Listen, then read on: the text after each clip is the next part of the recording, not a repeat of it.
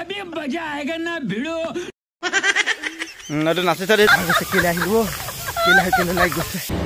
नमस्कार बंधुসকল मैं अनदीप भिडिओলৈ स्वागतम জনাইছো। আজি মই পুৱাই দোকান খুলি লৈছো মামাহাতৰ। এইখন মামাহাতৰ দোকান এয়া খুলি লৈছো আৰু আজি তাতে বন্ধ সিএমও আহিব সৰু পথাৰলৈ।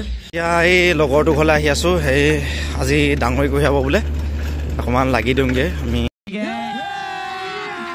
अभी मजा आएगा ना भिड़ो লাহে লাহে গৈ আছো। ৰাস্তাটো ইমান ভাল নহয়, ইয়াহে ৰাস্তাৰ অৱস্থা গোটেই পকা ৰাস্তা এখন কি হৈছেগে খানি খানি।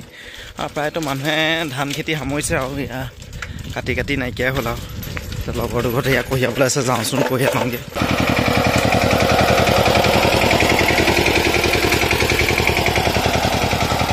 কোৱা ডাঙৰ কঢ়িয়া কি কবা এফালে চা।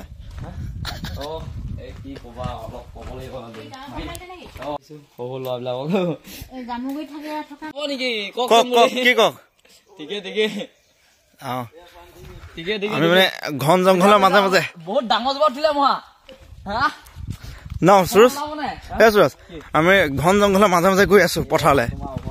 অভয়াৰণ্য এখন কাজিৰঙা। ইয়াত হাতী মাৰি থাকিলেও গম নাপাব মানুহে।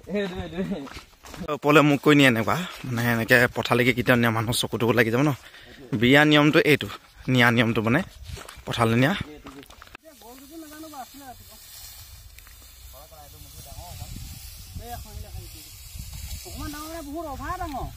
লগৰটো ওচৰতো পাই গলোহি। এতিয়াতো কি কৈছে কি নকৈছে দেখিছে নে বাৰু? বাপৰে এতিয়া খুচিব এতিয়া। খুচি আছে এইটো খুচিছে। তাৰপিছত এইটো দাঙি আনিলে, আকৌ এইটো খুচিছে। ধুনীয়া খুচিলে এইটো, নাইচ। এয়া খকুৱা কেইটামান পানী লৈ গৈছো মিহি মিহিকে খাবলৈ। আৰু এইটো দেখিছেনে গোটেইটো বুঢ়াই আৰু বিয়া পতা 60 বছৰীয়াটো লিখা লাগিছে দেখাত। আৰু মোকটোতো ক'বই নালাগে আৰু। ফাৰ্ষ্ট ধানতে ফফাই গ'লো, কি ক'ব। ইমান কষ্ট যে ধান আনিবলৈ, বাপৰে বাপ।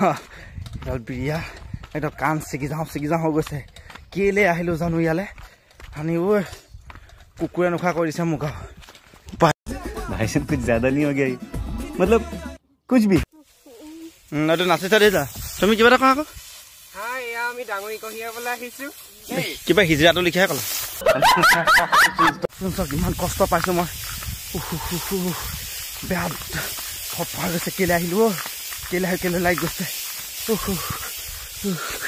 সেইটো এটা গ'ল নি আছে ধুনীয়াকে। মনটো একদম পৰ্বত ডঙা দি দাঙিছে। সেইটো বিচপ হা আগৰ লাগি গৈছে। ডাঙৰি বান্ধি শুইছে সিহঁতি।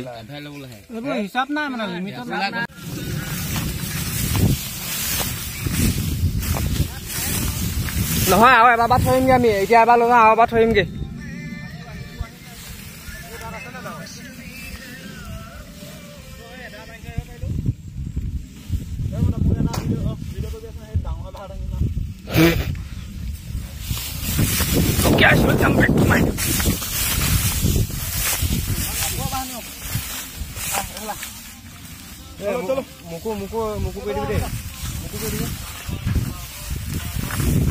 সেইকাৰণে কেনেকুৱা ফিল হৈছে কোৱা। হেমন্ত কেনেকুৱা ফিল হৈছে? আমাৰ 10ৰ লোৱা জানো। ঠিক আছে গৈ থাকা। ভাত খাওঁ নহয় ইয়াত।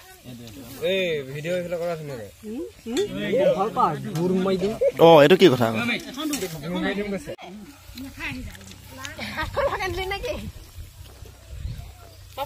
চফা টাটা বাই বাই কৰি আহিলো। এতিয়া যাম আকৌ বক্সিং ক্লাছ আছে মোৰ ভাইটিকো নিম। তাৰপিছত আৰু গধূলি সামৰণি মাৰি দিম আৰু। এতিয়া সিহঁতক টাটা বাই বাই কৰি গুচি আহিলো আৰু এতিয়া মই চাইকেলখন লৈ আকৌ নিজৰ জেগালৈ যাওঁগৈ আৰু।